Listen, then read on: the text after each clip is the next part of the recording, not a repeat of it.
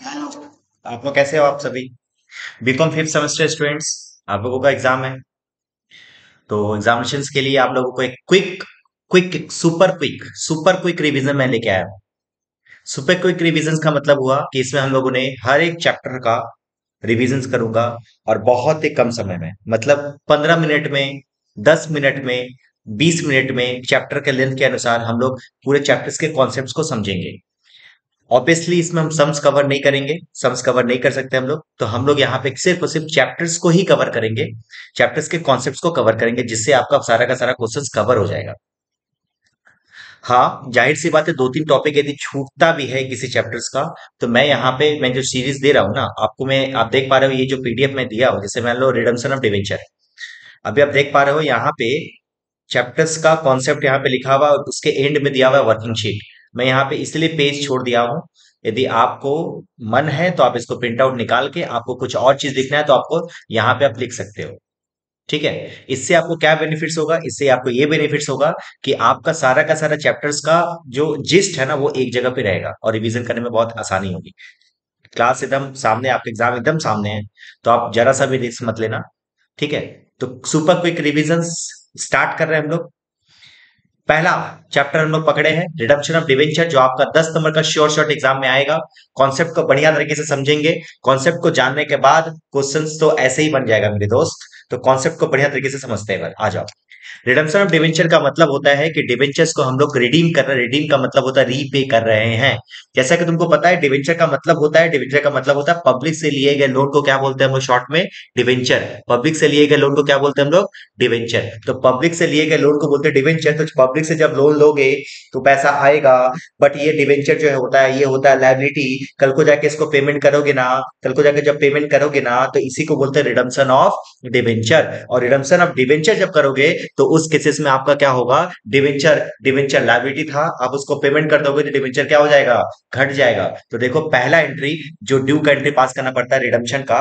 तो general entry के बारे में यदि मैं बात करूं, तो सबसे पहले जब ड्यू होता है डिवेंचर्स को पे करने के लिए, रिडम्पशन को, डिवेंचर को रिडीम करने के लिए, जो हम लोग पहला एंट्री पास करते हैं वो होता है ड्यू का। और ड्यू का एंट्री क्या होता है? ड्यू का एंट्री में हम लोग क्या करते हैं? सबसे पहले डिवेंचर को कर देते हैं डेबिट, क्योंकि डिवेंचर था लायबिलिटी। लायबिलिटी अब खत्म होने वाले, तो लायबिलिटी जब भी खत्म होता है तो उसको क्या करते हैं? डेबिट साइड में। बट याद रखना, जब डेबिट करने जाओगे तो डेबिट साइड में ध्यान रखना, डेबिट हमेशा ये फेस वैल्यू पे होगा। कौन से वैल्यू पे होगा?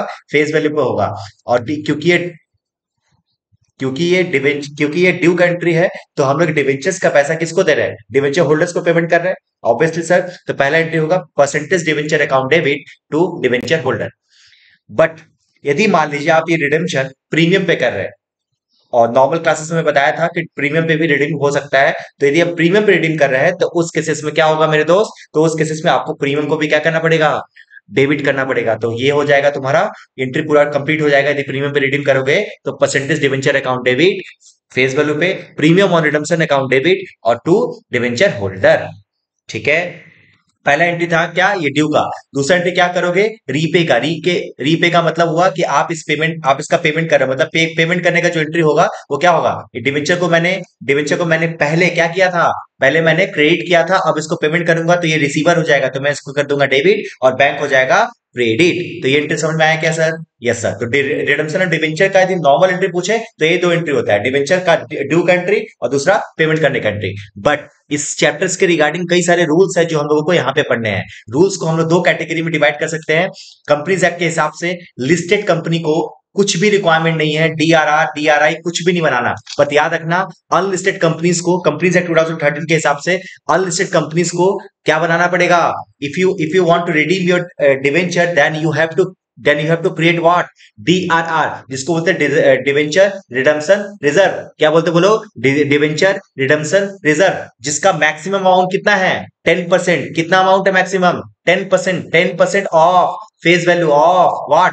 Face value of debenture. Face value of debenture का जो 10% है ना, ज्यादा से ज्यादा 10% तक का आपको डीआरआर बनाना है। Sorry sorry sorry sorry minimum, sorry sorry sorry minimum, कम से कम आपको 10% कराना, ज्यादा से ज्यादा आप कुछ भी परसेंटेज कर सकते हो। समझ में आया बात? तो मिनिमम कितना परसेंट है? 10% of face value. 10% of what? Face value of debenture. अच्छा, ये आपके रिलेवेंट नहीं, आपके एग्जामिनेशन के लिए बीकॉम के बारे में यदि मैं बात करूं, तो 31 March proceeding previous financial year, but मैं नॉर्मली मैं बता देता हूँ, डीआरआर का जब पूरा प्रोविजंस पढ़ोगे ना, तो आपके प्रोविजंस में ऐसा लिखा गया है कि हर एक अनलिस्टेड कंपनी को minimum 10% of face value of debentures का डीआरआर क्रिएट करना पड़ेगा। डीआरआर क्रिएट करने के लिए खाली ध्यान रखना कि जो उसका टाइम पीरियड है, जिस साल आप उसको रिडीम कर रहे हैं उसके पहले वाला 31 मार्च, मतलब मान लीजिए आप 1/10 को कर रहे हैं, 1/10/2021 को, तो इसके पहले 31 मार्च कब आएगा? 31 मार्च 2021। तो 31 मार्च 2021 तक आपको डीआरआर क्रिएट कर देना है। ये आपके एग्जामिनेशन पॉइंट ऑफ व्यू से इंपॉर्टेंट नहीं है, बट फिर भी कॉन्सेप्ट को जानना है तो ठीक है, समझ गए तो समझ गए। तो अब बताओ, तो मैं क्या बताया, लिस्टेड कंपनी के लिए डीआरआर बनाना कंपलसरी नहीं है, डीआरआर बनाना कंपलसरी नहीं है, बट अनलिस्टेड कंपनी के लिए डीआरआर और डीआरआई दोनों क्रिएट करना जरूरी है। तो डीआरआर का पहले फुल फॉर्म क्या था? डिवेंचर रिडम्पशन रिजर्व, और कितना है? Minimum 10% of face value of debenture, but maximum कुछ भी हो सकता है सर। यस सर, मैक्सिमम कुछ भी हो सकता है। या इतना डेट क्या है? डेट जिस साल आपका जिस दिन कर रहे हो उसके पहले वाले 31 मार्च तक आपको डीआरआर क्रिएट कर देना है। और DRR debenture reserve is a kind of liability ना, तो लाइबिलिटी क्रिएट हो रहा है तो इसका जनरल एंट्री क्या होगा? लाइबिलिटी क्रिएट हो रहा है तो लाइबिलिटी को क्रिएट करोगे, देखो यहाँ पे लाइबिलिटी को क्रिएट किया हुआ है, डीआरआर को क्रिएट किया हुआ है, और कहां से करोगे? एसपीएल से। ठीक है, तो एंट्री क्या हो जाएगा? SPL account debit to DRR, SPL account debit to DRR. ठीक है, क्लियर है बात? Yes sir. तो ये पहला एंट्री समझ में आया।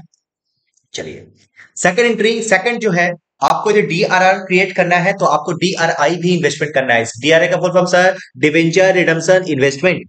ठीक है, debenture debenture redemption investment, DRI. तो डीआरआई कितना होगा? इसका मिनिमम जो परसेंटेज, जो 10% डीआरआर में था, डीआरआई में कितना परसेंटेज है सर? 15% है। कितना परसेंट है बोल सर? कितना परसेंट है? 15% है। दिख रहा है क्या? ये 10% था और ये कितना है? 15% of face value of debenture. ठीक है, इसका डेट क्या था? सेम ईयर का 31 मार्च, सेम ईयर का 31 मार्च। ठीक है, डेट को मैं यहाँ पे रिलेवेंट नहीं समझता तो मैं यहाँ पे डेट को मैं हटा सकता हूँ, आप डेट नहीं भी पढ़ेगा तो चलेगा।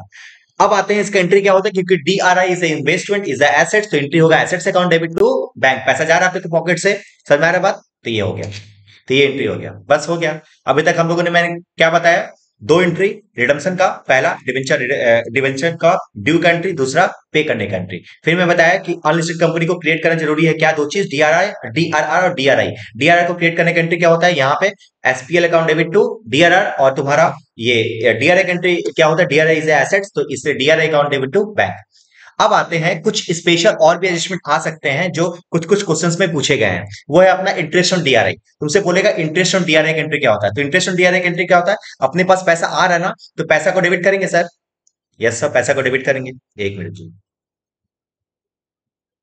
यस सर, तो क्योंकि इंटरेस्ट ऑन डिवेंचर है, सॉरी इंटरेस्ट ऑन डीआरआई है, तो ये आपका पैसा आ रहा है तो इसलिए बैंक को डेबिट किया, और ये क्या हो गया? Interest on DRI is income, इसलिए क्रेडिट कर दिया। तो इंट्री क्या होगा? Bank account debit to interest on DRI. But याद रखना, ये इंटरेस्ट ऑन डीआरआई को हम लोग यहाँ पे ट्रांसफर करना पड़ेगा, एसपीएल में ट्रांसफर करना पड़ेगा। ये ट्रांसफर करने का एंट्री है, ये रिसीव करने का एंट्री है, और ये ट्रांसफर करने का एंट्री है। ठीक है ना? यस सर, ठीक है सर। ये पीडीएफ कहां से मिलेगा? नीचे डिस्क्रिप्शन बॉक्स में जाना, पूरा चैप्टर्स का, अधिकतर जो मैंने चैप्टर्स मैंने सोचा है वो सारा का सारा चैप्टर्स का मैंने यहाँ पे अच्छे तरीके से एक एक पेज, दो दो पेज में मैंने उसको बना के रख दिया है। ठीक है, तो आप वहां पे जाके डाउनलोड कर सकते हो, नीचे डिस्क्रिप्शन बॉक्स में आपको लिंक मिल जाएगा। ठीक है, चले उसके बाद क्या है? Disposal of DRI. डीआरआई को कल खत्म करते हो, बेचते हो, तो इंट्री क्या होगा? इंट्री होगा यहाँ पे देखो, पैसा आएगा सर। यस सर, पैसा आएगा, तो मैंने बैंक को डेबिट कर दिया, और डीआरआई जा रहा है तो मैं बैंक डीआरआई को क्रिएट कर दिया। अब देखो एक बार, डीआरआई को जब बेचोगे तो या तो प्रॉफिट होगा या तो लॉस होगा, या तो प्रॉफिट होगा या तो लॉस होगा, या तो प्रॉफिट होगा या तो लॉस होगा। तो प्रॉफिट प्रॉफिट लॉस को क्या क्या होता है? प्रॉफिट होगा तो क्रेडिट करेंगे, लॉस होगा तो डेबिट करेंगे। प्रॉफिट होगा तो क्रेडिट करेंगे, लॉस होगा तो डेबिट करेंगे, सिंपल। ये हो गया तुम्हारा क्या? Disposal of DRI. डीआरआई को जब बेचोगे तो ये एंट्री होगा। समझ में आया बात? बस खत्म। आप रिडम्पशन ऑफ डिवेंचर में ओवरऑल आगे बात करो तो बस इतने ही एंट्री। अच्छा, एक और बात समझ लो, ये जो प्रॉफिट और लॉस हुआ नहीं, जो लॉस हुआ था, ये प्रॉफिट हुआ, दोनों को एसपीएल में ट्रांसफर करना है। ठीक है, लॉस होगा तो कैसे ट्रांसफर करोगे? याद है, SPL account debit to loss, और प्रॉफिट होगा तो उल्टा। ठीक है, तो ये लॉस करने का भी एंट्री आपको यहाँ पे पास करना है। ठीक है, चलिए, ये समझ में आया बात? यस सर, एकदम समझ में आया। चलिए, ये अपना रिडम्पशन ऑफ डिवेंचर्स का जो मेन पार्ट था वो हम लोग कवर कर चुके हैं। आई होप आपको ये बहुत अच्छा लगा हो। ये रिडम्पशन ऑफ डिवेंचर था। अभी हम लोग सारे के सारे चैप्टर्स को अलग अलग वीडियोस में 10-15 मिनट में हम लोगों ने कवर करना है। ठीक है, तो चलिए मिलते हैं फिर नेक्स्ट वीडियो में। हम लोग कवर करेंगे दूसरा चैप्टर, चैप्टर का नाम है रिडम्पशन ऑफ प्रेफरेंस शेयर। ठीक है, चलिए तब तक के लिए वीडियो को जरूर से वायरल कीजिए, अपने सारे फ्रेंड्स के साथ शेयर कीजिए।